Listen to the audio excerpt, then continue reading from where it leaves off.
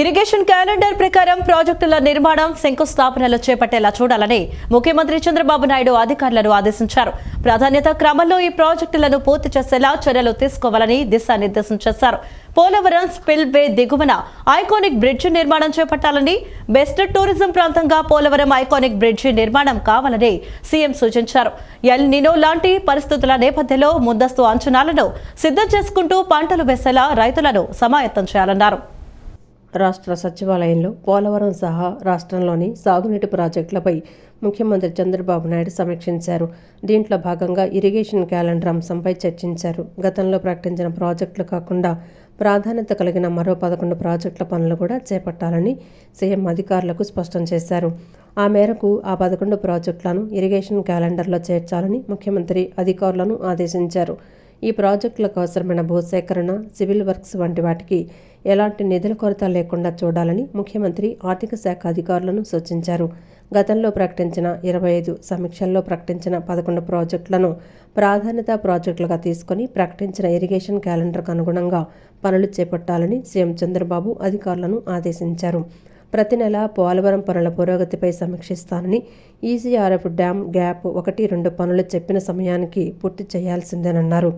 ఈ ఏడాది జూలై నెల నుంచి పురుషోత్తపట్నం ఎత్తిపోతల ద్వారా ఎడమ కాలువ నుంచి నీరు అందివ్వాలన్నారు. పోలవరం R&R ప్రాజెక్టు నిర్వాసితులకు పరిహారం అందించే విషయంలో చట్ట ప్రకారం ముందుకు వెళ్లాలన్నారు. 2027 ఏప్రిల్ నాటికి నిర్వాసితుల తరలింపును పూర్తి చేయాలని, ఎలాంటి వివాదాలు లేకుండా R&R వేగంగా పూర్తి కావాలన్నారు. వెలిగొండ ప్రాజెక్టు మొదటి దశ జూలై నాటికి పూర్తి కావాలని, హెడ్ వర్క్స్, కాలువలు, డిస్ట్రిబ్యూటరీలు, R&R ప్యాకేజీ, భూసేకరణ లాంటి పనుల కోసం ఇంకా 2019 కోట్లు అవసరమన్నారు. టీబీఎంను తొలగించి అడ్డంకులు లేకుండా నిర్దేశిత గడువులోగా పూర్తి చేయాలన్నారు. ఎల్ నినో లాంటి పరిస్థితుల నేపథ్యంలో ముందస్తు అంచనాలను సిద్ధం చేసుకుంటూ పంటలు వేసేలా రైతులను సమాయత్తం చేయాలన్నారు. భూగర్భ నీటి నిల్వలు 9.49 మీటర్లుగా ఉన్నాయి. గతేడాదితో పోలిస్తే 0.5 మీటర్లు ఎక్కువ ఉందని, ప్రస్తుత నీటి వనరులను నింపేలా స్ట్రక్చర్ల నిర్మాణం జరగాలన్నారు. స్వల్ప, మధ్య, దీర్ఘకాలిక ప్రణాళికలు చేసుకుంటూ ముందుకు వెళ్లాలన్నారు. ఖైదీల భద్రత తమ బాధ్యత అని, ఖైదీల్లో కూడా పరివర్తన రావాలని హోంమంత్రి అనిత అన్నారు. రాష్ట్రంలో సంచలనమైన కేసులు త్వరితగతిన విచారించడానికి ఫాస్ట్ ట్రాక్ కోర్టులు పనిచేస్తున్నాయన్నారు. అవసరమైతే మరిన్ని ఫాస్ట్ ట్రాక్ కోర్టులను ఏర్పాటు చేయడానికి ప్రభుత్వం సిద్ధంగా ఉందని వెల్లడించారు. జాబ్ క్యాలెండర్ ద్వారా పోలీస్, ఫైర్, జైలు శాఖలో ఖాళీలు భర్తీ చేస్తున్నామని పేర్కొన్నారు. తిరుపతిలోని స్పెషల్ సబ్ జైల్లో రాష్ట్ర హోంమంత్రి వంగలపూడి అనిత ఆకస్మికంగా తనిఖీలు నిర్వహించారు. సబ్ జైలుకు వెళ్లిన మంత్రి జైలులో ఖైదీలకు కల్పిస్తున్న వసతుల గురించి జైలు అధికారులను అడిగి తెలుసుకున్నారు. అనంతరం హోంమంత్రి మాట్లాడుతూ ఖైదీల్లో సత్ప్రవర్తన తీసుకురావడం కోసమే జైళ్లని చెప్పుకొచ్చారు. తిరుపతిలోని స్పెషల్ సబ్ జైలు విస్తీర్ణం తక్కువగా ఉందని, ఖైదీల సంఖ్య 120 ఉండాల్సింది 140 మంది ఉన్నట్లుగా తెలిసిందన్నారు. సబ్ జైలు ప్రస్తుత విస్తీర్ణం 70 సెంట్లుగా ఉన్నట్లు జైలు అధికారులు చెప్పారన్నారు. దీన్ని పెంచాలా లేక మరో చోట నిర్మాణం చేయాలా అనేది పరిశీలిస్తామని తెలిపారు. ఖైదీల భద్రత తమ బాధ్యతని, ఖైదీల్లో కూడా పరివర్తన రావాలని హోంమంత్రి అన్నారు. రాష్ట్రంలో సంచలనమైన కేసులను త్వరితగతిన విచారించడానికి ఫాస్ట్ ట్రాక్ కోర్టులు పనిచేస్తున్నాయన్నారు. అవసరమైతే మరిన్ని ఫాస్ట్ ట్రాక్ కోర్టులను ఏర్పాటు చేయడానికి ప్రభుత్వం సిద్ధంగా ఉందని వెల్లడించారు. జైలు సిబ్బంది, పోలీసులు వేరన్నారు. ఖైదీల్లో పరివర్తన కోసం జైలు సిబ్బంది వారికి దగ్గరగా ఉంటూ మార్పులు తీసుకొస్తున్నారని తెలిపారు. జైలు నుంచి పెరోల్పై వచ్చే వారిపై కూడా నిఘా ఉంచుతున్నామన్నారు. జైలు శాఖలో ప్రక్షాళన చేపడతామని చెప్పారు. జాబ్ క్యాలెండర్ ద్వారా పోలీస్, ఫైర్, జైలు శాఖల్లో ఖాళీలు భర్తీ చేస్తున్నామని హోంమంత్రి అనిత పేర్కొన్నారు. ఇక్కడ ఒక జిల్లా జైలు అన్నది ఏర్పాటు చేయాల్సిన అవసరం ఉంది. దీనికి సంబంధించి స్థల పరిశీలన కానీ అదేవిధంగా ఎక్కడ మనకి పాసిబిలిటీ ఉంటుంది. అట్ ద సేమ్ టైం ఈరోజు తిరుపతి సబ్ జైల్లో యాక్చువల్గా కెపాసిటీ 120 ఉన్నా కూడా 140 మెంబర్స్ వరకు ఈరోజు ప్రిజనర్స్ ఉన్నారు. అందులో కొంతమంది 1 మంత్ వాళ్ళు కన్విక్టెడ్ వాళ్ళు ఉన్నారు, అండ్ మిగతా అందరూ కూడా రిమాండ్ వాళ్ళు ఉన్నారు. సో వాళ్ళకి భద్రతాపరమైన సిచ్యువేషన్స్ ఎలా ఉన్నాయి, వాళ్ళకి ఎలాంటి ప్రక్షాళన జరుగుతుంది, అట్ ద సేమ్ టైం వాళ్ళందరూ కూడా ఇక్కడ నుంచి వెళ్ళేటప్పుడు కంపల్సరీగా ఒక పశ్చాత్తాపంతో బయటకు వెళ్ళాలి, మళ్ళీ ఇక్కడ తిరిగి రాకూడదు అన్న కాన్సెప్ట్తో వెళ్ళాలి. దానికి మోటివేషన్స్ ఎలా అవుతుంది ఇవన్నీ కూడా చూడటానికని వచ్చాం. హాస్పిటల్ నుంచి కూడా ఎవరో ఒకరిని ఇక్కడ నుంచి పెట్టే ఏర్పాటు కూడా చేస్తాం. ఎందుకంటే 140 మంది ఉన్న చోట కంపల్సరీగా మెడికల్ ఎయిడ్ కూడా ఉండాలి. దానికి కూడా ఏర్పాటు చేయమని చెప్పి ఇప్పుడే నేను అధికారులను కూడా ఆదేశించడం జరిగింది. ఓవరాల్గా జైళ్ళని ప్రక్షాళన చేయాలి, జైల్లో ఉన్న వాళ్ళు కూడా పశ్చాత్తాపంతో తిరిగి ఆ నేరం జరగకుండా ఉండేటట్టుగా చేసుకునే బాధ్యత కూడా మేము తీసుకుంటాం. తీసుకోవాలి. గాంజా అన్న పేరుని మేము టాలరేట్ చెయ్యము, అది ఎవరున్నా టాలరేట్ చెయ్యము. గాంజా అన్న పదం ఎవరి నోట్లు విన్నా కూడా, ఎవరైనా దానికి సరఫరా చేసినా, యూజ్ చేసినా, దానికి ట్రాన్స్పోర్ట్ చేసినా, ఏ రకంగా కూడా ఉన్నా కూడా వాళ్ళ మీద ఎటువంటి వాళ్ళ మీదైనా జూన్ 1 నుంచి కాలువలకు నీటి విడుదల చేస్తామని రైతులు ఖరీఫ్ సాగుకు సిద్ధంగా ఉండాలని మంత్రులు నిమ్మల రామనాయుడు, అచ్చెన్నాయుడు తెలిపారు. కాలువల్లో పూడిక తొలగింపు పనులు మే చివరికి పూర్తి చేయాలని అధికారులకు ఆదేశాలు జారీ చేశారు. రాష్ట్ర వ్యాప్తంగా విత్తనాలు, ఎరువులు అందుబాటులో ఉన్నాయని, ఎరువులు పక్కదారి పడితే అధికారులపై చర్యలు తీసుకుంటామని హెచ్చరించారు. యూరియా సరఫరాపై రైతులకు ప్రత్యేక కార్డులను అందజేస్తాం, అవసరం మేరకు ఆ కార్డు ద్వారా యూరియాను తీసుకోవచ్చన్నారు. రాష్ట్రంలో సాగునీటి ప్రాజెక్టులలో ఉన్న నీటి నిల్వల ఆధారంగా రానున్న ఖరీఫ్ సీజన్కు సాగునీటి విడుదలకు సంబంధించి షెడ్యూల్ విడుదల, విత్తనాలు, ఎరువుల లభ్యతపై వ్యవసాయ, ఇరిగేషన్ శాఖల ఉన్నతాధికారులతో అమరావతి సచివాలయంలో మంత్రులు కింజరాపు అచ్చెన్నాయుడు, నిమ్మల రామనాయుడు ఇరు శాఖలతో కోఆర్డినేషన్ కమిటీ మీటింగ్ నిర్వహించారు. 2 శాఖల ఉన్నతాధికారులతో సుదీర్ఘ చర్చ అనంతరం 2026-27 ఖరీఫ్కు సంబంధించిన షెడ్యూల్ను విడుదల చేశారు. ఇప్పటికే కాలువల్లో తూడు, గుర్రపుడెక్క, పూడిక వంటి అత్యవసర పనులు చేపట్టడానికి 397 కోట్లతో పనులు జరుగుతున్నాయని, ఈ పనులన్నీ కూడా మే చివరి నాటికి పూర్తి చేయాలని ఇరువురు మంత్రులు ఇరిగేషన్ అధికారులను ఆదేశించారు. జూన్ 1వ తేదీకి కాలువలకు నీటిని విడుదల చేస్తాం, కావున రైతులు సాగుకు సిద్ధంగా ఉండాలని, అందుకు తగ్గట్లుగా ఇటు అధికారులు అటు రైతులు సిద్ధంగా ఉండాలని సూచించారు. 2025-26 ఖరీఫ్ సీజన్లో 99.35 లక్షల ఎకరాలకు సాగునీటిని అందించడానికి గాను 888 టీఎంసీల నీటిని అందించామని, అదేవిధంగా 2025-26 రబీ సీజన్లో 23.67 లక్షల ఎకరాలకు గాను 153 టీఎంసీల నీటిని అందించామని మంత్రి నిమ్మల రామనాయుడు తెలిపారు. ప్రస్తుతం రాష్ట్రంలో మొత్తం మేజర్ అండ్ మీడియం రిజర్వాయర్లలో 461 టీఎంసీల నీరు సాగునీటి వినియోగానికి అందుబాటులో ఉందని, సీఎం చంద్రబాబు వాటర్ మేనేజ్మెంట్ వల్లే నేటికి రిజర్వాయర్లలో ముందస్తుగానే నీటి విడుదలకు సరిపడా నీటి నిల్వలు చేయగలిగామని పేర్కొన్నారు. రాష్ట్ర వ్యాప్తంగా విత్తనాలు, ఎరువులు అందుబాటులో ఉన్నాయని, ఎరువులు పక్కదారి పడితే అధికారులపై చర్యలు తీసుకుంటామని హెచ్చరించారు. యూరియా సరఫరాపై రైతులకు ప్రత్యేక కార్డులను అందజేస్తాం, అవసరం మేరకు ఆ కార్డు ద్వారా యూరియాను తీసుకోవచ్చన్నారు. రైతుల అవసరం మేరకు యూరియా వదలని కోరారు. మ్యూజియంలో కేవలం పురాతన వస్తువుల కేంద్రాలు మాత్రమే కాకుండా నాగరికత వికాసాన్ని ప్రతిబింబించే జ్ఞాన నిలయాలని AP tourism development corporation chairman doctor Nukasani Balaji అన్నారు. ఈ సంపదను భావితరాలకు విలువైన వారసత్వ సంపదగా అందించాల్సిన అవసరం ఉందని చెప్పారు. భావితరాలకు మన సంస్కృతి, చరిత్ర, వారసత్వ సంపదను అందించడంలో మ్యూజియంల పాత్ర ఎంతో కీలకమని ఆయన పేర్కొన్నారు. అంతర్జాతీయ మ్యూజియం డే సందర్భంగా విజయవాడలోని బాపు మ్యూజియంలో జిల్లా అధికార యంత్రాంగం, పర్యాటక శాఖ, పురావస్తు శాఖ, ఇంటాక్, జిజ్ఞాస ఆర్ట్వేర్స్, ఆర్టీఐహెచ్, శ్రేయస్ మీడియాతో పాటు వివిధ సాంస్కృతిక, చారిత్రక వారసత్వ సంస్థల సహకారంతో ప్రత్యేక కార్యక్రమాలు జరిగాయి. తొలుత AP TDC chairman doctor Nukasani Balaji, రాష్ట్ర సృజనాత్మక సంస్కృతి సమితి చైర్పర్సన్ తేజస్వి పడపాటి, జిల్లా collector doctor J Lakshmisha, archaeology and మ్యూజియంల కమిషనర్ పి సురేష్ తదితరులు అధికారులతో కలిసి జాతిపిత మహాత్మాగాంధీతో పాటు పింగళి వెంకయ్య, స్వాతంత్ర్య సమర యోధుల విగ్రహాలకు పూలమాలలు వేసి నివాళులర్పించారు. బాపు మ్యూజియం ప్రాంగణంలో మొక్కలు నాటి ప్రత్యేక ఫోటో ప్రదర్శనను తిలకించారు. ఈ కార్యక్రమంలో AP TDC chairman Nookasani Balaji మాట్లాడుతూ, చారిత్రక విశిష్టత భావితరాలకు స్ఫూర్తిపదమని, చిన్నారులు కేవలం మార్కుల వేటలోనే పడిపోకుండా మన చారిత్రక వారసత్వ వైభవాన్ని తెలుసుకోవాల్సిన అవసరం ఉందన్నారు. ఎన్నడూ లేని విధంగా ఈరోజు ఏర్పాటు చేసిన కార్యక్రమాలు బాపు మ్యూజియంకు కొత్త కళను తీసుకొచ్చాయని పేర్కొన్నారు. బహుముఖ ప్రజ్ఞాశాలి అయిన మన ముఖ్యమంత్రి రాష్ట్రంలో పర్యాటక రంగ అభివృద్ధికి దార్శనికతతో కృషి చేస్తున్నారన్నారు. ఆయన ఆకాంక్షలకు అనుగుణంగా జిల్లా అధికార యంత్రాంగం చేస్తున్న కృషి అభినందనీయమని పేర్కొన్నారు.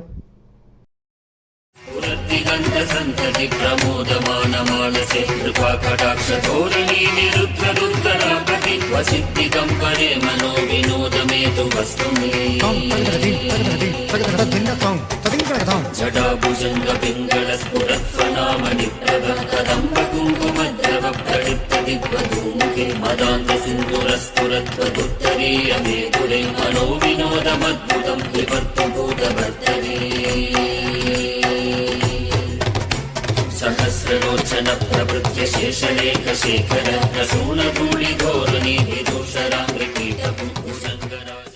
విజయవాడ నడిబొడ్డులో ఉన్నటువంటి ఈ బాపూజీ మ్యూజియంలో చూసినట్లయితే ఇవాళ చాలా ఆనందదాయకమైన అంశాలని, ఒక మంచి విషయాల్ని గౌరవ కలెక్టర్ గారు ప్రత్యేక శ్రద్ధ తీసుకొని ముఖ్యమంత్రి గారు ఏదైతే ఆకాంక్షిస్తున్నారో, ఏదో కోరుకుంటున్నారో, ఏదైతే కావాలనుకుంటున్నారో వారి ఆలోచనలకు అనుగుణంగా గౌరవ కలెక్టర్ గారు పనిచేస్తూ దాన్ని ఇవాళ ఈ రాష్ట్ర ప్రజలకి, ప్రత్యేకించి విజయవాడ నగర ప్రజలకి ఇంత గొప్ప మ్యూజియంని తీసుకొచ్చే విధంగా, అదేవిధంగా ఈ కార్యక్రమం మాలాంటి వాళ్ళని ఇన్వైట్ చేసి ఇది కూడా తెలియక నాకు నిజంగా అయితే ఇక్కడే తిరుగుతున్నాం, ఇక్కడే టూరిజం చైర్మన్ కూడా పోతున్నాం, కానీ ఇంత గొప్ప మ్యూజియం ఉన్నట్టు కానీ ఈ కార్యక్రమం కానీ సాక్షాత్తు పింగళ వెంకయ్య గారు జాతీయ జెండాని బహుకరించేటువంటి ఆ సంఘటన ఒక ఆకృతి చూపించడంలో చూడలేదు మేము. దాన్ని చూపించి ఆయన ఒక ఎంతూజియాజం తోటి ఏదైతే చంద్రబాబు నాయుడు గారు ఆకాంక్షిస్తున్న దానికి అనుగుణంగా పనిచేస్తూ ఒక మంచి అద్భుత విషయాలకి ఆవిష్కరించినటువంటి కలెక్టర్ గారు, అదేవిధంగా మాతో పాటు అనంతరం రాష్ట్ర సృజనాత్మక సంస్కృతి సమితి చైర్పర్సన్ తేజస్వి పొడపాటి మాట్లాడుతూ మ్యూజియంలో విజ్ఞాన భాండాగారాలని, చరిత్ర సంస్కృతిని సంరక్షించే విజ్ఞాన నిలయాలని పేర్కొన్నారు. ప్రతి ఒక్కరూ మూలాలు తెలుసుకొని ముందుకెళ్లినప్పుడే సుస్థిర ప్రగతి సాధ్యమవుతుందని చెప్పారు. మన పుస్తకాల్లో చదువుకున్న చరిత్రను అనుభవించేందుకు మ్యూజియంలో గొప్ప వేదికలని పేర్కొన్నారు. మనకున్న గొప్ప సంపద అయిన బాపు మ్యూజియంలో ఉన్న ఆర్టిఫాక్ట్స్ అన్నిటికీ మళ్ళీ జీవం పోస్తూ ఈరోజు చేసుకుంటున్న సెలబ్రేషన్ ఇది ఎన్నో తరాలకు ఒక ఇన్స్పిరేషన్గా మిగిలిపోతుంది. ఇది టేకప్ చేసిన ఎన్టీఆర్ జిల్లా యంత్రాంగం, శ్రీ కలెక్టర్ లక్ష్మీసా గారికి, టూరిజం డిపార్ట్మెంట్కి, ఇంటాక్ వారికి, అదేవిధంగా ఆర్కియాలజీ డిపార్ట్మెంట్కి అండ్ కల్చర్ డిపార్ట్మెంట్కి ప్రతి ఒక్కరికి పేరు పేరున ధన్యవాదాలు.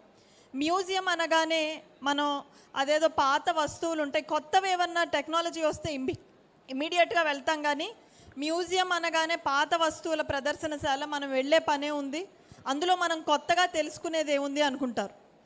కానీ నేను ప్రతి ఒక్కళ్ళని రిక్వెస్ట్ చేసేది ఇక్కడ వరకు ఒక్కసారి రండి. మీరు మరొక్కసారి ఇంకొక నలుగురిని తీసుకురాకపోతే, ఈ మ్యూజియంలో ఉన్న గొప్పతనాన్ని మీరు చూపించకపోతే ఖచ్చితంగా బాపు మ్యూజియం యొక్క గొప్పతనం మీ అందరూ తెలుసుకుంటారని నేను మీ అందరికీ ప్రతిజ్ఞ చేస్తున్నా. అనంతరం జిల్లా కలెక్టర్ డాక్టర్ జె లక్ష్మీసా మాట్లాడుతూ అంతర్జాతీయ మ్యూజియం దినోత్సవం సందర్భంగా ప్రత్యేక కార్యక్రమాలు నిర్వహిస్తున్నట్లు తెలిపారు. హెరిటేజ్ ఆన్ కాన్వాస్, నగర కథలు, హెరిటేజ్ క్విజ్, హెరిటేజ్ ఫోటోగ్రఫీ వంటి పోటీలు నిర్వహించడంతో పాటు మేధో మదన చర్చలు నిర్వహించినట్లు పేర్కొన్నారు. బాపు మ్యూజియంలో ప్రత్యేక గైడెడ్ టూర్లు, లేజర్ షోలు సందర్శకులకు మధురానుభూతులను పంచుతున్నాయన్నారు. వైబ్రెంట్ విజయవాడ, వైబ్రెంట్ ఆంధ్రప్రదేశ్ లక్ష్యంగా ఇలాంటి ప్రత్యేక కార్యక్రమాలు నిర్వహిస్తున్నట్లు తెలిపారు. మంచి మంచి ఐతిహాసికంగా ఉండే మ్యూజియంస్ ఉన్నాయి. ఆ అన్ని మ్యూజియంస్ గురించి మనం భావి తరాలకి తెలియచేయాలి.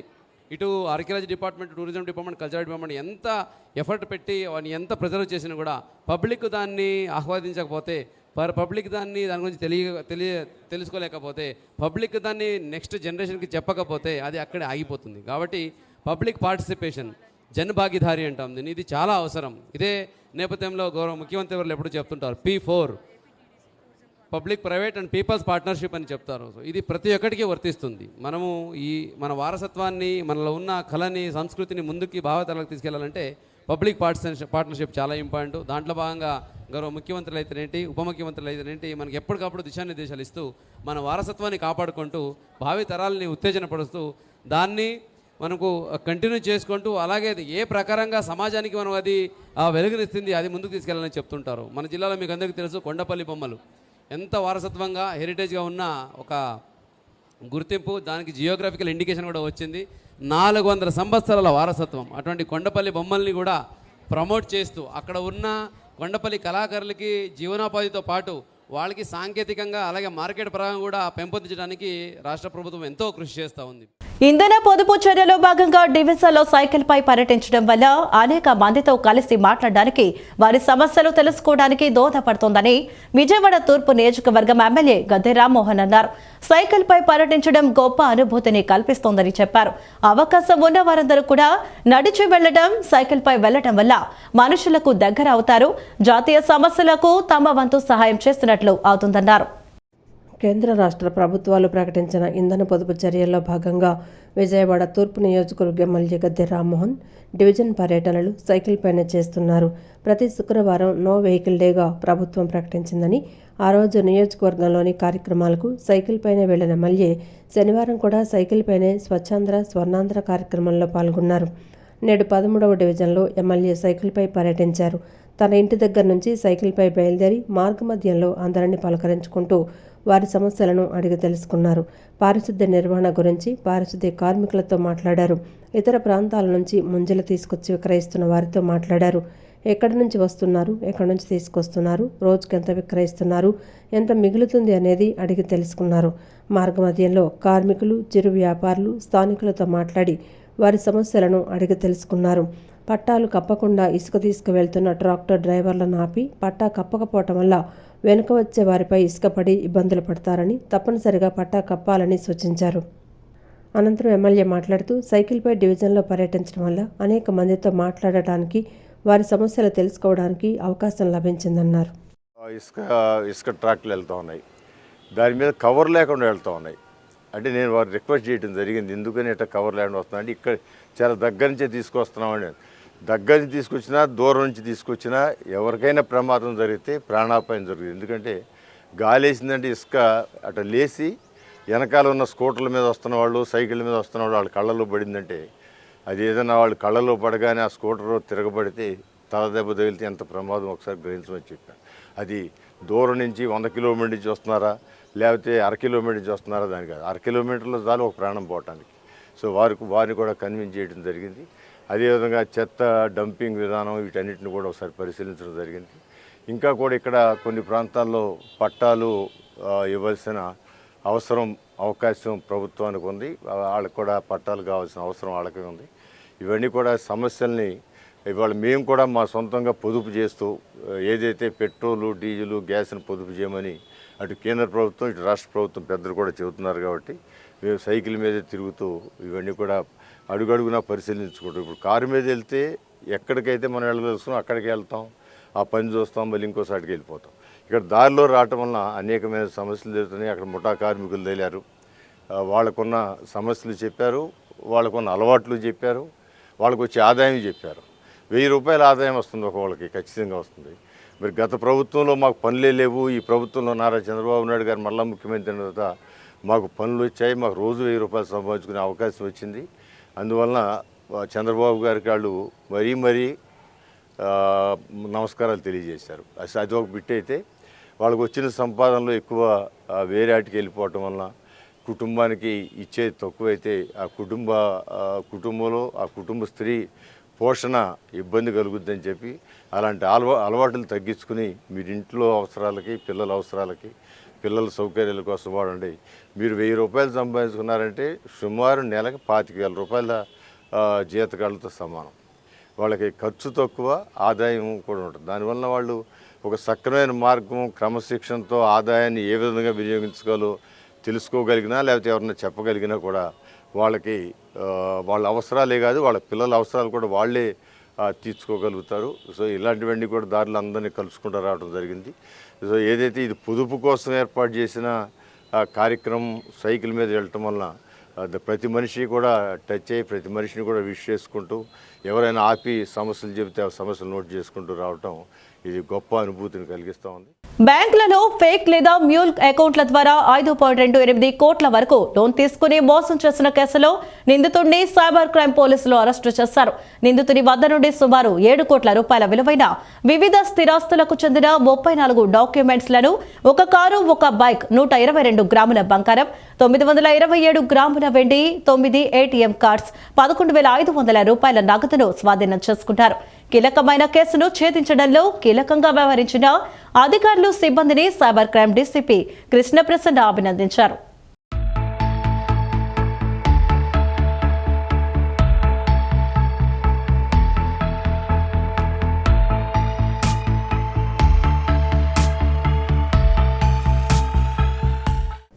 విజయవాడలోని ఎన్టీఆర్ జిల్లా పోలీస్ కమిషనర్ కార్యాలయంలో సైబర్ క్రైమ్ డీసీపీ కృష్ణప్రసన్న విలేకరుల సమావేశం నిర్వహించారు.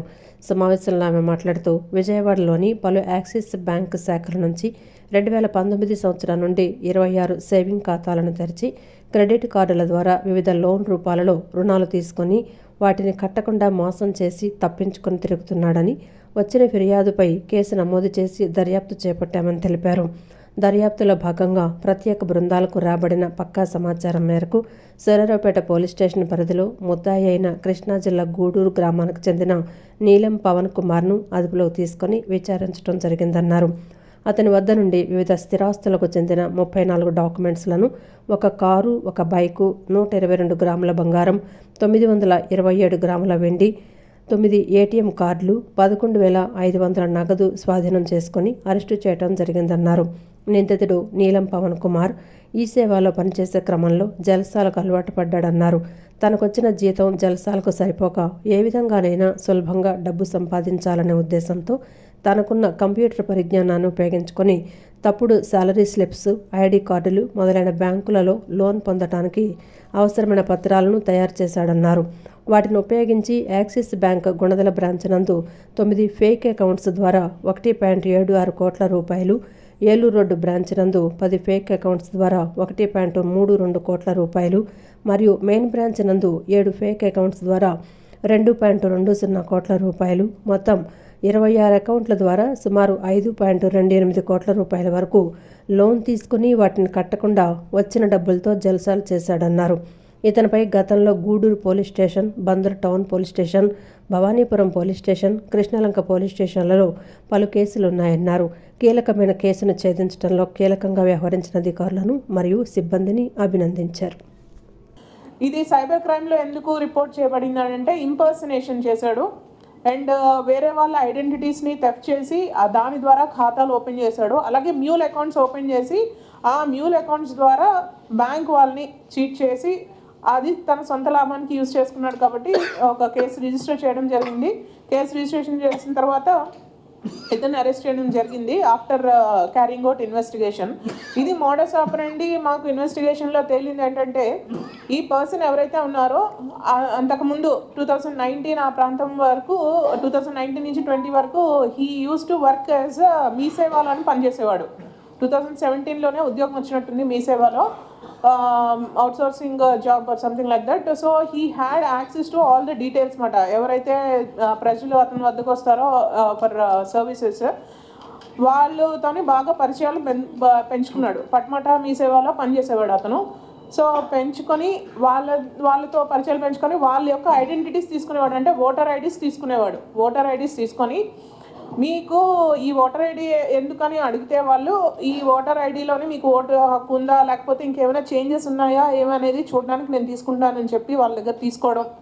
తీసుకున్న తర్వాత ఆ పేరు డీటెయిల్స్ యూజ్ చేసుకొని ఒక పాన్ కార్డు ఏదో ర్యాండమ్ పాన్ నెంబర్ యూజ్ చేసేవాడు. పాన్ కార్డు వస్తుంది. పాన్ కార్డు కూడా ఇతనికి యాక్సెస్ ఉంటుంది కాబట్టి ఆ పాన్ కార్డు తీసుకొని వేరే వాళ్ళు అంటే ఎక్స్ అనే వ్యక్తి, వై అనే వ్యక్తి ఉన్నారనుకుందాం. ఎక్స్ అనే వ్యక్తి యొక్క ఓటర్ కార్డ్ తీసుకొని వై అనే వ్యక్తి యొక్క పాన్ కార్డ్ తీసుకొని ఆ పాన్ కార్డ్ ఏదైతే ఉందో ఆ నెంబర్ ఈ వ్యక్తికి వేసి ఫోటో మటుకు ఈ వ్యక్తిది తీసి ఫోటోషాప్ చేసి ఒక కొత్త పాన్ కార్డు తయారు చేసి ఈ పాన్ కార్డు ఓటర్ కార్డు పెట్టి మీరు నాకు అకౌంట్ ఓపెన్ చేయండి అని చెప్పి వాళ్ళకి ఎంతో ఇచ్చేవారు. అంటే most of them are illiterates. చాలామంది ఈ 28 వరకు ఖాతాలు ఎవరైతే ఓపెన్ చేశారో వాళ్ళు చాలా పేదవాళ్ళు అండ్ ఇల్లిటరేట్స్. వాళ్ళకి తెలీదు అంటే వాళ్ళ పర్పస్ కోసం చేస్తున్నాడు అన్న ఉద్దేశంతో వాళ్ళు అకౌంట్ ఓపెన్ చేసేవారు. మీకు అకౌంట్ ఓపెన్ చేసినందుకు 100-200 ఇచ్చేవాడు వాళ్ళకి. సో ఈ విధంగా ఆ అకౌంట్స్ ఓపెన్ చేసి ఆ అకౌంట్స్ ద్వారా కొంత అమౌంట్ తీసుకొని ఆల్రెడీ అతని దగ్గర ఉన్న అమౌంట్ ఏదైతే ఉందో బ్యాంక్ వాళ్ళకి ఇది సేవింగ్స్ అకౌంట్స్ అన్నీ కూడాను శాలరీడ్ అకౌంట్స్ అని చూపించాలన్న ఉద్దేశంతో every month he used to deposit some amount in to all those accounts. అంటే ఖచ్చితంగా మనకి శాలరీ పడుతుంది కదా, ఫస్ట్న సెకండ్న అలా 2వ తేదీన 3వ తేదీన he used to send the same amount 10,000 అయితే 10,000 15,000 ఈ అకౌంట్స్ అన్నిటికీ పంపించడం. ఈ వీటి దగ్గర ఆ కిట్ ఇదంతా కిట్ కూడా అక్యూజ్డ్ దగ్గరే ఉంటుంది కాబట్టి again he used to withdraw the amount. ఈ అతని ఇంట్రాగేషన్లో చెప్పింది ఏంటంటే మాకు that other than these 2 persons ఇంకా వేరే వాళ్ళది రాలేదు, ఫర్దర్ ఇన్వెస్టిగేషన్ విల్ డూ. ఈ 34 ప్రాపర్టీ డాక్యుమెంట్స్ కూడా మొత్తం అన్ని కూడా ఇతని పేరు మీద పర్చేస్ అన్నీ అతని పేరు మీదే ఉన్నాయండి all. All documents are in his name. ఇప్పుడు ఈ ఎంప్లాయీస్ అని అంటున్నారు కదా, ఈ కంపెనీస్ అంటున్నారు కదా, ఇతను ఒక 2-3 షెల్ కంపెనీస్ లాగా కూడాను ఆ కంపెనీ సూట్ కేస్ కంపెనీస్ అంటారు కదా, that he has opened. So ఆ investigation still we haven't done. ఇప్పుడు ఆ షెల్ కంపెనీస్ ఓపెన్ చేస్తే మీరు చెప్పినట్టు బ్యాంక్ వాళ్ళు they have to go to that site, they have to verify and then they have to forward the loans. Somebody it used to be very hard కదా, మనం account open చేయాలంటే somebody known person has to come to that bank and మనం introduce చేస్తేనే కానీ bank account open చేసేవారు కాదు. కానీ ఇప్పుడు ఏమైపోయిందంటే ఈకేవైసీ అయిపోయింది కాబట్టి ఆన్లైన్లోని they can open the banks. So they have to develop a foolproof system so that this type of crimes will not happen. అది చెకింగ్ వెరిఫికేషన్ ప్రాసెస్ కొంచెం చేయాలనేది ఇట్స్ మై ఒపీనియన్. ఇంటి పైకప్పుపై సోలార్ ప్యానెల్స్ ను అమర్చుకుని విద్యుత్ bill ఆదాతో పాటు సంపదను సృష్టించవచ్చని తూర్పు నియోజకవర్గ ఎమ్మెల్యే గద్దె రామ్మోహన్ చెప్పారు. ప్రభుత్వాలు విద్యుత్తును పొరుగు రాష్ట్రాల నుంచి కొనుగోలు చేసి వినియోగదారులకు అందిస్తోందన్నారు. అందరూ సోలార్ సిస్టమ్స్ వినియోగించడం వల్ల విద్యుత్తును పొరుగు రాష్ట్రాల నుంచి కొనుగోలు చేయాల్సిన అవసరం ఉండబోదని, అలా చేస్తే సంపద కూడా సృష్టించినట్లేనని పేర్కొన్నారు. తూర్పు నియోజకవర్గ పరిధిలోని 13వ డివిజన్లోని న్యూ ఎలక్ట్రిసిటీ కాలనీలో తూర్పు నియోజకవర్గ ఎమ్మెల్యే గద్దె రామ్మోహన్ పర్యటించారు. స్థానికంగా ఉన్న సమస్యలను ఆయన స్వయంగా అక్కడి వారిని అడిగి తెలుసుకుని వాటిని పరిష్కరించాల్సిందిగా ఆయా విభాగాల అధికారులను ఎమ్మెల్యే గద్దె రామ్మోహన్ ఆదేశించారు. స్థానికుడు సత్యనారాయణ ప్రసాద్ తన ఇంటిపై అమర్చిన సోలార్ ప్యానెల్స్ను పరిశీలించారు. గతంలో విద్యుత్ బిల్లు ఎంత వచ్చేది, ఇప్పుడెంత వస్తోంది అడిగి తెలుసుకున్నారు. ఈ సందర్భంగా ఎమ్మెల్యే గద్దె రామ్మోహన్ మాట్లాడుతూ ఈ డివిజన్లో ఎక్కువగా సోలార్ ప్యానెల్స్ అమర్చుకొని విద్యుత్ బిల్లులు ఆదా చేసుకొని ఆర్థికంగా లబ్ధి పొందుతున్నారని చెప్పారు. సోలార్ ప్యానెల్కు 25 సంవత్సరాలు గ్యారంటీ ఇస్తున్నారని, ఇంటి యజమాని సోలార్ సిస్టమ్ అమర్చడానికైన ఖర్చు 2 సంవత్సరాల్లో వచ్చేస్తుందన్నారు. రాష్ట్ర ప్రభుత్వం విద్యుత్తును ఇతర రాష్ట్రాల నుంచి కొనుగోలు చేసి వినియోగదారులకు సరఫరా చేస్తోందని, అందరూ సోలార్ సిస్టమ్స్ విధానాన్ని అనుసరించడం ద్వారా విద్యుత్తును ఇతర రాష్ట్రాల నుంచి కొనుగోలు చేసే పరిస్థితి ప్రభుత్వానికి ఉండదన్నారు. సోలార్ ప్యానెళ్లను అమర్చుకోవటమే పరోక్షంగా సంపద సృష్టి అని చెప్పారు. సోలార్ సిస్టమ్స్ అమర్చుకున్న కుటుంబాల వారు సంపదను సృష్టిస్తున్నారని చెప్పారు. రాష్ట్రానికి ఎంత మేలు చేస్తో, దేశానికి ఎంత మేలు చేస్తో, అది పెట్టించుకున్న వాళ్ళు కూడా అంతకంటే మించి మేలు చేస్తూ ఉంది. ఎందుకంటే ఈ బోర్డులు 25 సంవత్సరాలు గ్యారెంటీ ఇస్తూ ఉన్నారు. వీళ్ళు పెట్టిన పెట్టుబడి సబ్సిడీలు పోను వీళ్ళకి 3 నుంచి 4 సంవత్సరాలు ఇంట్రెస్ట్తో సహా వాళ్ళకి వెనక్కి వచ్చేస్తుంది. అంటే మరి ఒక్క 20 సంవత్సరాలు వీళ్ళు ఉచితంగా కరెంటు వాడుకున్న విధానం అవుద్ది. మరి రాష్ట్రాలు అధిక రేట్లతో బయట నుంచి కరెంటు కొని అనేకమైన ఇబ్బందులు పడుతూ, మరి వేసవికాలం వస్తే మరీ డిమాండ్ పెరిగిపోయి ఇబ్బందులు పడటానికి దానికి సరైన మార్గం ఇది సంపద సృష్టించడం అంటే ఇదే. ఇది కుటుంబం సంపద సృష్టిస్తూ ఉంది ఈ కరెంటు ద్వారా. ఎందుకంటే కరెంటు బిల్లు ఇవాళ మన నిత్యావసరమైన ఖర్చుల్లో ప్రధానమైనది కరెంటు బిల్లు. ఏ కుటుంబానికైనా, పెద్ద కుటుంబానికైనా, చిన్న కుటుంబానికైనా, మరీ చిన్న కుటుంబానికి కూడా వాళ్ళకు వచ్చిన ఆదాయంలో కరెంటు బిల్లే ఎక్కువ ఖర్చు అవుతుంది. కూడా అలాంటి కరెంటు బిల్లు ఉచితం అయితే వీళ్ళు కుటుంబాలు సేవ్ అవుతాయి. అనంతరం సత్యనారాయణ ప్రసాద్ మాట్లాడుతూ ప్రతి వేసవి కాలంలో తమ ఇంటికి కరెంటు బిల్లు 3,000 వచ్చేదని, సోలార్ విధానం అమర్చిన తర్వాత ఇప్పుడు 300 రూపాయలు మాత్రమే వచ్చిందన్నారు. అందువల్ల ప్రతి ఒక్కరూ సోలార్ ప్యానెల్స్ అమర్చుకోవాల్సిందిగా ఆయన సూచించారు. నా పేరు సత్యనారాయణ ప్రసాద్. నేను పొగాకు బోర్డులో ఆఫీసర్ చేసి రిటైర్ అయ్యాము. మరి రిటైర్ అయిన వాళ్ళకి చాలా ఉపయోగం ఉంటుంది కదా అని కరెంటు బిల్లు నెలకు 3,000 రూపాయలు, వేసవకాలంలో 3,000, 4,000 కూడా వచ్చేది. ఇప్పుడు మొన్న 15 రోజులకి 399 రూపాయలు వచ్చింది. కానీ కొంతకాలంలోనే సబ్సిడీ ఇచ్చారనుకోండి, సబ్సిడీ కూడా 78,000 వచ్చింది. కాబట్టి అందరూ దీన్ని కనుక ఫాలో అయితే ఈ కరెంటు గురించి కానీ వేరే ఇబ్బందులు కానీ లేకుండా ఉంటుందని. ఈ కార్యక్రమంలో పార్టీ నాయకులు నూతి శ్రేణు, మోమినేని ప్రసాద్, పేరేపి ఈశ్వర్, సొంటి నాగేశ్వరరావు తదితరులు పాల్గొన్నారు. కూటమి ప్రభుత్వం అధికారంలోనికి వచ్చిన తర్వాత సామాన్య ప్రజల నడ్డి విరిచారని, పెట్రోల్ డీజిల్ ధరలు 3 రూపాయలు పెంచి దేశంలోనే ఆంధ్ర రాష్ట్రాన్ని అగ్రస్థానంలో ఉంచారని ఎన్టీఆర్ జిల్లా వైసీపీ అధ్యక్షుడు దేవినేని అవినాష్ విమర్శించారు. కూటమి ప్రభుత్వానికి నిజంగా చిత్తశుద్ధి ఉంటే పెట్రోల్ డీజిల్ ధరలు తగ్గే విధంగా మోడీపై ఒత్తిడి తీసుకురావాలన్నారు. జగన్ పాలన చూసి చంద్రబాబు నేర్చుకోవాలని, కరోనా లాంటి సమయంలో కూడా పథకాలు ఆపలేదని ప్రజలకు అండగా నిలిచారన్నారు. పెంచిన పెట్రోల్ డీజిల్ ధరలను వెంటనే తగ్గించాలని డిమాండ్ చేస్తూ వైసీపీ ఎన్టీఆర్ జిల్లా అధ్యక్షులు తూర్పు నియోజకవర్గ ఇన్ఛార్జి దేవినేని అవినాష్ ఆధ్వర్యంలో వినూత్న నిరసన ర్యాలీ నిర్వహించారు. ఎడ్ల బండిపై, ప్లాట్ఫామ్ రిక్షాపై ద్విచక్ర వాహనాలుంచి వాటిని లాక్కుంటూ వెళ్తూ నిరసన తెలిపారు. పటమట ఎన్ఎస్ఎం స్కూల్ రోడ్డు నుంచి పటమట సర్కిల్ 3 వరకు ఈ నిరసన ర్యాలీని నిర్వహించారు. ర్యాలీలో వైసీపీ శ్రేణులు, ఆటో కార్మికులు, ప్రజలు పెద్ద ఎత్తున పాల్గొన్నారు. పటమట వీఎంసీ సర్కిల్ 3 కార్యాలయంలో ఎంఆర్ఓకి దేవినేని అవినాష్ వినతిపత్రం అందజేశారు. ఈ సందర్భంగా దేవినేని అవినాష్ మాట్లాడుతూ కూటమి ప్రభుత్వం అధికారంలోకి వచ్చిన తర్వాత సామాన్య ప్రజల నడ్డి విరిచారని, పెట్రోల్ డీజిల్ ధరలు 3 రూపాయలు పెంచి దేశంలోనే ఆంధ్ర రాష్ట్రాన్ని అగ్రస్థానంలో ఉంచారని అన్నారు. లోకేష్ యువగళం పాదయాత్రలో ఇచ్చిన హామీ ఏమైందని ప్రశ్నించారు. పెట్రోల్ ధరలు తగ్గిస్తామని చెప్పిన లోకేష్ ఇప్పుడు డబ్బులు పొదుపుగా వాడండి, సైకిల్ తొక్కండి అని షో చేస్తున్నారని విమర్శించారు. మా లారీ ఓనర్స్ అసోసియేషన్ సభ్యులతో మీటింగ్ ఏర్పాటు చేసుకుని మాది బాధ్యత, మీరందరూ గారు మోటార్ ఫీల్డ్లో ఉంటారు కదా, డీజిల్ పెట్రోల్ ధరలు ఎక్కువ వల్ల నష్టపోతున్నారు కదా, నేను తగ్గిస్తానని చెప్పని లోకేష్ చెప్తున్నాడు. నేను తగ్గిస్తానని చెప్పని ఈ మాటలు ఆయన చెప్పింది. అంటే ఒకసారి తెప్పించుకోండి, ఆ వీడియోలు అన్నీ కూడా చెప్పింది అదే. కానీ ఈరోజు ఏమైపోయినాయి మాటలన్నీ? ఈరోజు ఏం మాట్లాడుతున్నారు మీరు? డబ్బులు పొరుపుగా వాడండి, సైకిల్ ఎక్కి తొక్కండి, రిక్షాలో వెళ్ళండి, కరెంటు బళ్ళు వాడండి అని చెప్పిన ఒక పక్క మీరేమో ప్రజానికా అని చెప్పుతున్నారు. మీరు చెప్పిన మాటలు అదొక షో లాగా, ఒక పిఆర్ షో లాగా, ఒక పబ్లిక్ స్టంట్ లాగా, ఒక మంత్రి గారేమో ఇక్కడి నుంచి సచివాలయం దాకా సైకిల్ ఎక్కారు. ఎన్నికల ముందు పెట్రోల్ రేట్లు తగ్గించేస్తామని చంద్రబాబు, లోకేష్, పవన్ హామీలు ఇచ్చారని, ప్రభుత్వం వచ్చి 2 ఏళ్లైనా ధరలు తగ్గకపోగా పెరిగాయని మాజీ మంత్రి వెల్లంపల్లి శ్రీనివాస్ విమర్శించారు. డీజిల్, పెట్రోల్ ధరలు తగ్గించకుండా పొదుపు చేయమని కబుర్లు చెబుతున్నారని విమర్శించారు. పెట్రోల్, డీజిల్ ధరలు తగ్గించే వరకు పోరాటం చేస్తామన్నారు.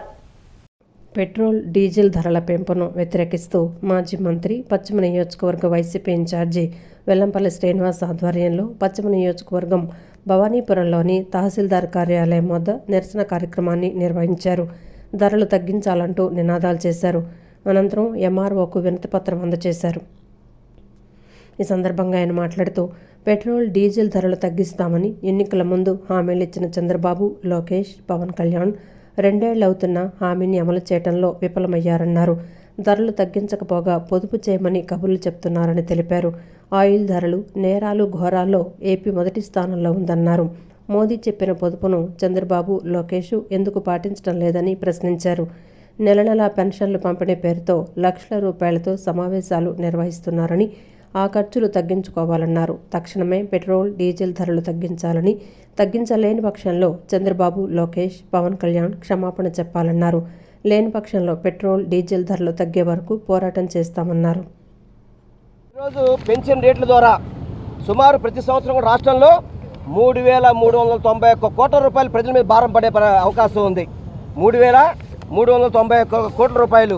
అదేవిధంగా పెట్రోల్ మీద అయితే రోజుకి 3.29 కోట్ల రూపాయలు పెట్రోల్ మీద, 6 కోట్ల రూపాయలు డీజిల్ మీద భారం పెరిగే పరిస్థితి. అంటే సుమారుగా 10 కోట్ల రూపాయలు ప్రతిరోజు కూడా పేద ప్రజల జేబుల్లోంచి దోచుకుంటున్న ప్రభుత్వం ఈ కూటమి ప్రభుత్వం అని చెప్పి అందరికీ తెలియపరచుకుంటారు.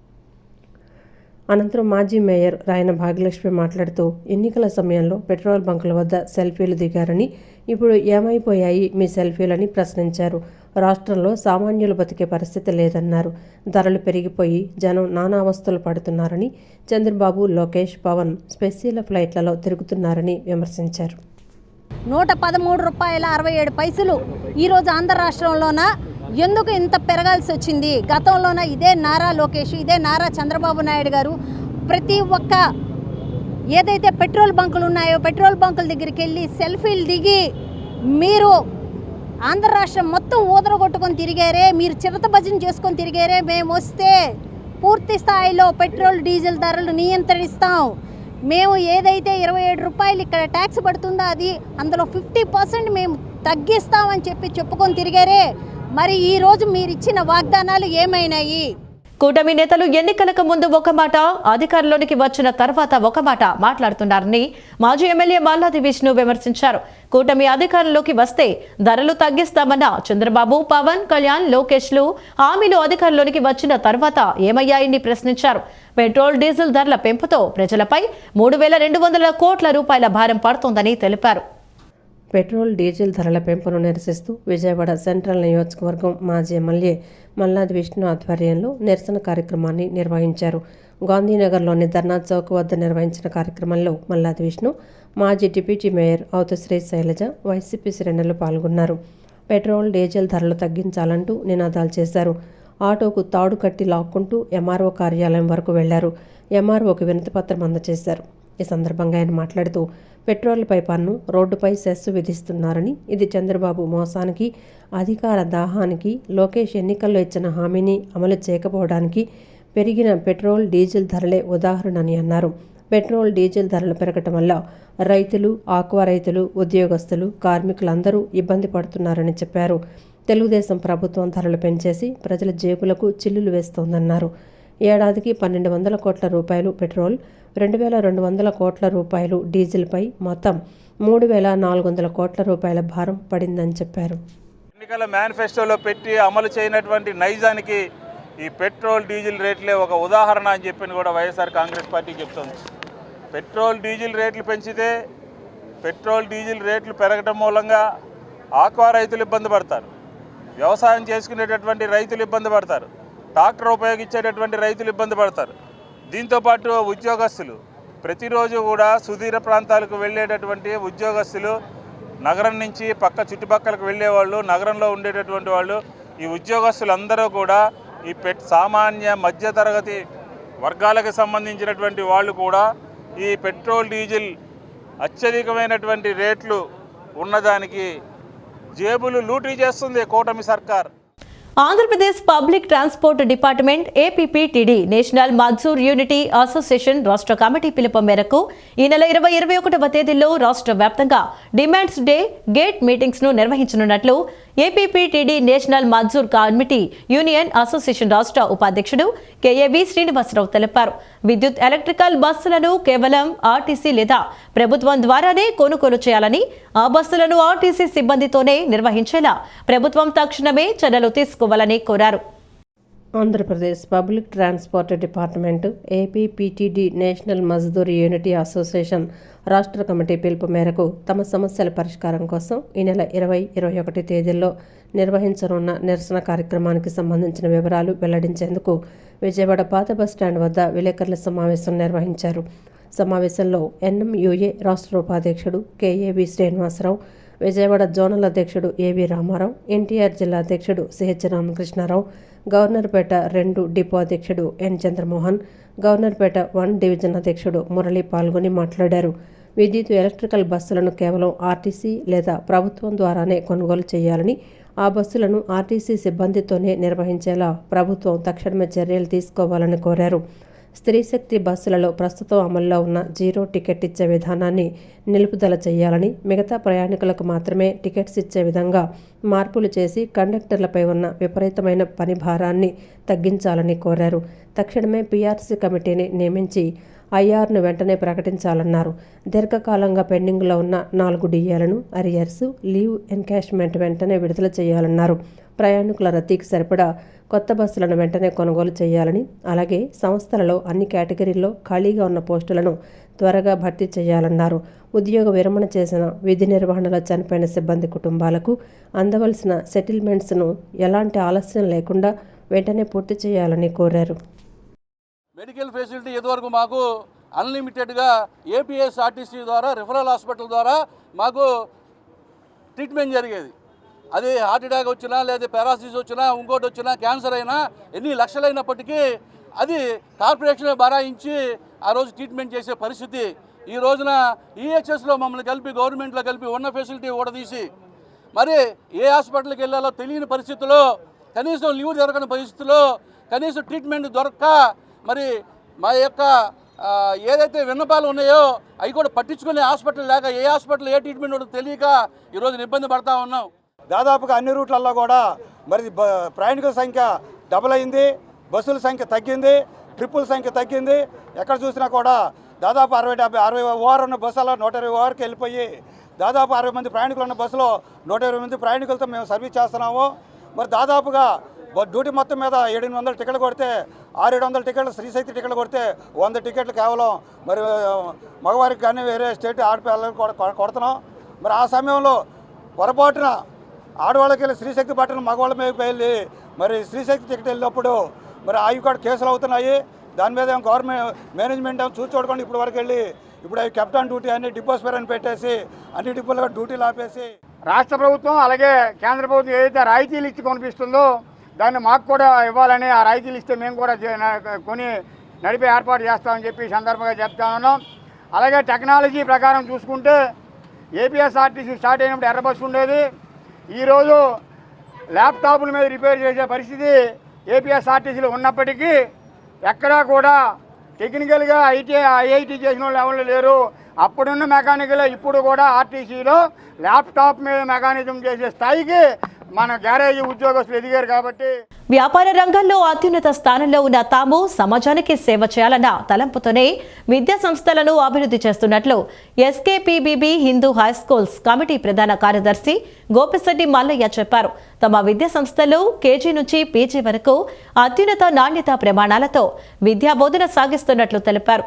విద్యార్థులు పట్టుదలతో చదివి జీవితంలో ఉన్నత స్థానానికి చేరుకోవాలని కోరారు. కొత్తపేటలోని ఎస్కేపీబీబీ హిందూ హై స్కూల్స్లో 2026 10వ తరగతి పరీక్షల్లో 500 మార్కులు దాటిన 15 మంది విద్యార్థులను, వారి తల్లిదండ్రులను హిందూ హై స్కూల్స్ కమిటీ సత్కార కార్యక్రమాన్ని హిందూ హై స్కూల్లో నిర్వహించింది.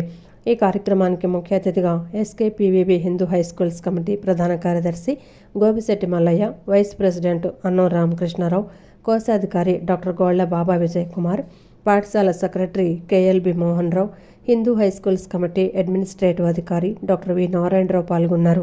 విద్యార్థులు వారి తల్లిదండ్రులకు శాలువా వేసి జ్ఞాపికలు, సర్టిఫికేట్లు అందజేశారు. ఈ సందర్భంగా వారు మాట్లాడుతూ వృత్తినే దైవంగా భావించే ఉపాధ్యాయ సిబ్బంది ఉన్నంత వరకు ఎస్కేపీబీబీ హిందూ హై స్కూల్స్ కమిటీ దేదీప్యమానంగా వెలుగొందుతుందన్నారు. తమ విద్యా సంస్థల్లో కేజీ నుంచి పీజీ వరకు అత్యున్నత నాణ్యత ప్రమాణాలతో విద్యాబోధన సాగిస్తున్నట్లు తెలిపారు.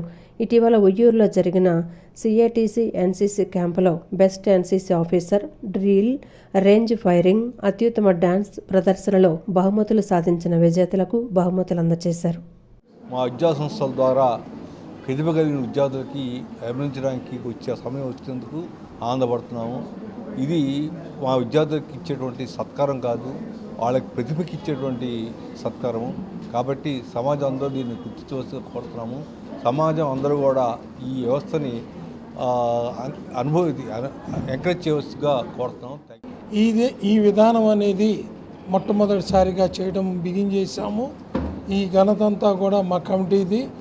కాబట్టి ఈ ప్రతిభ విద్యార్థులకి, ఉపాధ్యాయులకి ఇద్దరికి పురస్కరించుకొని చేస్తున్నాము. ఇది మనకు 100% నెక్స్ట్ ఇయర్ ఈ టర్మ్ వస్తుందని చెప్పి మా ఉపాధ్యాయులందరూ కూడా చాలా కష్టపడి ఈ సంవత్సరం 85% గవర్నమెంట్ స్కూల్లో రావడం అనేది చాలా గొప్ప విషయం. మేమందరం వ్యాపారస్తులము అయినప్పుడు కూడా సమాజ సేవ కోసం 3 తరాల నుంచి సేవ చేస్తూ లాభాపేక్షం లేకుండా అనేక కార్యక్రమాలు నిర్వహిస్తూ విద్యార్థులకే కాకుండా ఇతర పబ్లిక్ కూడా ఉపయోగపడేలాగా రకరకాల యాక్టివిటీస్ని వేసవి సెలవుల్లో కూడా ఎంబ్రాయిడరీ కానివ్వండి ఇలాంటివన్నీ నేర్పిస్తాం. ప్రతిరోజు స్కూటర్ నేర్పించడం పిల్లలకి, ఆడవాళ్ళకండి మగవాళ్ళకండి, పిల్లలకి, పెద్దలకి అందరూ కూడా పబ్లిక్ కూడా నేర్పించడం, వాళ్ళకి ఎల్ఎల్ఆర్లు తెప్పించడం కూడా జరుగుతూ ఉంది. పేద మధ్యతరగతి విద్యార్థులకి కల్పతరువుగా ఉంటూ మరి ఎంతో లక్షలాది రూపాయలు ఖర్చు పెట్టి మనకి ఈ రోజున చూస్తున్నాం టెక్నో స్కూల్స్ అనేవి వస్తున్నటువంటి ఈ కాలంలో కూడా మరి ఉచితంగా ఇచ్చేటువంటి చదువును అందిస్తున్నటువంటి ఎస్కేపీబీ హిందూ హై స్కూల్ కమిటీలో దాదాపుగా 15 మంది విద్యార్థులు మొన్న జరిగినటువంటి 10th క్లాస్ పరీక్షా ఫలితాల్లో అద్వితీయమైనటువంటి ప్రతిభ కనపరిచారు. అందులో 500 పైగా దాదాపుగా 15 మంది విద్యార్థులు రావటం, మరి స్కూల్లో హైయెస్ట్ మార్క్ అనేది 570 రావటం అనేది మరి ఇలాంటి పిల్లలందరినీ కూడా చక్కగా తీర్చిదిద్దుతూ ఈ కార్యక్రమంలో కేబీఎన్ కళాశాల secretary and correspondent doctor Thunikuntla Srinivas, పాఠశాల ప్రధానోపాధ్యాయులు కంచెల శ్రీనివాసరావు, ఉపాధ్యాయుల ప్రతినిధి బి బ్రహ్మేశ్వరరావు, సీనియర్ ఉపాధ్యాయులు కొంచెం Srinivas, doctor S Venkateswararao, J Anand Kumar, Rajasekhar, Jitendra, Arunakumari, Krishna తదితరులు పాల్గొన్నారు. ఫైనాన్స్ వ్యాపారి కాండ్రేకుల రవీంద్ర వల్ల తమకు ప్రాణహాని ఉందని, అతనిపై చట్టపరమైన చర్యలు తీసుకుని తమకు న్యాయం చేయాలని బాధితుడు గడ్డం సుమన్, అతని భార్య రేణుక డిమాండ్ చేశారు. వన్ టౌన్ పోలీస్ స్టేషన్లో నేడు ఫిర్యాదు ఇచ్చిన అనంతరం మీడియా సమావేశం నిర్వహించి తమ ఆవేదనను వ్యక్తం చేశారు. తాము 2020 నుంచి కాండ్రేకుల రవీంద్రతో కలిసి ఫైనాన్స్ వ్యాపారం చేసేవాళ్లమని, ఆ సమయంలో షూరిటీ కింద తన భార్య రేణుకాదేవి పేరు మీద ఉన్న 4 ఖాళీ చెక్కులతో పాటు ప్రామిసరీ నోట్లను రవీంద్ర తీసుకున్నాడని చెప్పారు. అయితే 2023 నాటికే కాండ్రేకుల రవీంద్రకు ఇవ్వాల్సిన మొత్తం డబ్బులను పూర్తిగా చెల్లించేస్తామని బాధితుడు స్పష్టం చేశారు. అయినప్పటికీ ఇంకా తమ వద్ద నుంచి డబ్బులు వసూలు చేయాలనే దురుద్దేశంతో రవీంద్ర తన బినామీలను రంగంలోకి దించాడని ఆరోపించారు. తాము ఇచ్చిన చెక్కులను వేరే వ్యక్తులకు ఇచ్చి వారి ద్వారా ఇప్పుడు తమపై అక్రమంగా చెక్కు బౌన్స్ కేసులు వేయించి వేధింపులకు గురి చేస్తున్నారని మండిపడ్డారు. గతంలో 2023లో కూడా డబ్బుల విషయంలో వివాదం సృష్టించి రవీంద్ర తనపై కత్తితో దాడి చేయించాడని సుమన్ ఈ సందర్భంగా గుర్తు చేశారు. కాండ్రేకుల రవీంద్ర నుంచి తమకు మరియు తమ కుటుంబానికి తీవ్రమైన ప్రాణహాని ఉందని, తమకు తగిన న్యాయం మరియు రక్షణ కల్పించాలని కోరారు. రవీంద్ర అనే అతను నేను కలిసి వ్యాపారం చేసుకునే వాళ్ళం. అయితే షూరిటీ కింద మా ఆవిడ నోట్లు చెక్కులు 4 నోట్లు 4 ప్రామిసరీ నోట్లు తీసుకున్నాడు. 2023లో అతనికి ఇవ్వాల్సిన రూపాయితో సహా ఇచ్చేసాను నేను. వడ్డీ దగ్గర చిన్న డిస్కషన్ వస్తే ఈ నోట్లు మా మిస్సెస్ ఈ నోట్లు చెక్కులు అతని దగ్గర ఉంచుకొని ఇప్పుడు వేరే అసలు మాకు ఎటువంటి సంబంధం లేని వాళ్ళతో చెక్ బౌన్సులు చేపించి మమ్మల్ని బెదిరించి నాకు 2023లో నాకు 2 సార్లు పొడిచాడు కూడా ఈ అడిగితే. నా ఆరోగ్య పరిస్థితి బాగా. ఇప్పుడు నేను ఉండగానే ఈ పెంటంతా క్లియర్ చేసుకోవాలి. రేపొద్దు నేను లేకపోతే నా భార్య పిల్లలు ఏమైపోతారు నాకు భయం వేస్తుంది. దయచేసి మీడియా సమక్షంగా చెప్తున్నాను, నన్ను నా భార్యను కుటుంబాన్ని కాపాడండి. బిజినెస్ ఇద్దరు కలిసి చేసుకునే వాళ్ళు. అప్పుడు ఇవ్వాల్సినవన్నీ బాకీలు అంటే డబ్బులు ఇవ్వాల్సిన వడ్డీ డబ్బులు అన్నీ ఇచ్చేయంగా ఇంకా ఇవ్వాల్సినవి ఉన్నాయని చెప్పి మళ్ళీ ఈయనకి ఇంట్రెస్ట్ ఇస్తాను అని చెప్పి బిజినెస్లో కూడా ప్రాఫిట్ షేరింగ్ ఇస్తాను అని చెప్పి నా పేరుతో ఉన్న నోట్లు చెక్లు తీసుకున్నారు బ్లాంక్వి. ఎందుకు బ్లాంక్వి అని అడిగితే కూడా వాళ్ళు ఆయన గట్టిగా చెప్పారు. కాండ్రేకుల రవి అని ఆయన గట్టిగా చెప్పారు, నేను ఇవి జస్ట్ మీకు సెక్యూరిటీ కోసమేనమ్మా, నేను మిస్యూజ్ చెయ్యను, కన్ఫర్మ్గా మిస్యూజ్ చెయ్యను అని గట్టిగా చెప్తేనే బ్లాంక్ నోట్ చెక్ రాయించుకున్నారండి. 4 బ్లాంక్ చెక్స్ 4 ప్రామిసరీ నోట్సెస్ రాయించుకున్నారు. పేర్లేమి రాయించుకోలే వాటి మీద. ఇప్పుడు 2023లో మాకు వాళ్ళ గురించి విషయాలన్నీ క్లియర్గా తెలుసుకునేసరికి లేట్ అయ్యింది మాకు. అప్పుడు మేము తెలుసుకొని వాళ్ళని తిరిగి అడిగేసరికి మా వారి మీద ప్రాణహాని చేయడము, మా పిల్లల్ని చంపేస్తాను అని బెదిరించడము, మేము ఎక్కడైనా కనిపించినా చావలేదా మీరు అని నలుగురిలో తిట్టడం, నలుగురిలో ఇష్టం వచ్చినట్టు మాట్లాడడం, మా వారి పరువు తీయడం, ఇట్లాగా బెదిరిస్తున్నారు, ఇష్టం వచ్చినట్టు మాట్లాడుతున్నారు. అసలు మేము ఎవరికైతే ఇవ్వలేదో వాళ్ళతోటే మా మీద కేసు వేయిస్తున్నారు. ఎవరైనా మళ్ళీ మా దగ్గరికి రావాల్సిన వాళ్ళే అని చెప్తున్నారు. మరి సామాన్యులకి న్యాయం ఎక్కడ దొరుకుతుందండి? పోలీస్ స్టేషన్లోనే దొరక్క, కోర్టులోనూ దొరక్క, ఇంకెక్కడ దొరుకుతుంది సామాన్యులకి న్యాయం? బినామీ పేరు మీద అయినా ఎక్కడ కూడా మాకు డిపాజిట్ అవ్వకుండానే అయ్యిందని చెప్తున్నారు. బౌన్స్ అయ్యిందని చెప్పని చెక్ బౌన్స్ కేసుల కింద 2 పెట్టారు రిపోర్ట్స్. కానీ ఆ 2 ఒకటి అయ్యింది, ఒకటి అవ్వలేదు. దాంట్లో మనుషులు కూడా తెలియట్లేదు ఎవరు ఎట్నుంచి చేస్తున్నారని. ఇంకో 2 ఉన్నాయి నా దగ్గర, నేను ఎక్కడి నుంచి అయినా వేస్తాను, ఏమైనా చేయగలను, మీరేమీ చేయలేరు, మీరు ఎక్కడికి వెళ్ళినా మీకు న్యాయం దొరకదు, ఇది మా రాజ్యం, మేమే చేస్తాం, మేమేం చేసినా ఎవరు మాట్లాడే వాళ్ళు లేరు అని క్లియర్గా చెప్తున్నారు. విజయవాడ తూర్పు నియోజకవర్గం 18వ డివిజన్ తెలుగుదేశం పార్టీ అధ్యక్షుడు గోగుల రమేష్ జన్మదిన వేడుకలు డివిజన్లో ఘనంగా నిర్వహించారు. ఈ వేడుకలకు టీడీపీ నాయకుడు వంగవీటి రాధ ముఖ్య అతిథిగా విచ్చేశారు. గోగుల రమేష్ వారి కుటుంబ సభ్యులతో కలిసి వంగవీటి రాధ కేక్ కట్ చేశారు. అనంతరం మహిళలకు చీరలు పంపిణీ చేశారు. ఈ కార్యక్రమంలో గోగుల గోపి, గోగుల కిషోర్, గోగుల ప్రసాద్, షేక్ జానీ, అశోక్, వెంకటేష్, రాజేష్ పాల్గొన్నారు. ఈ వార్తలు ఇంతటితో సమాప్తం. నమస్కారం.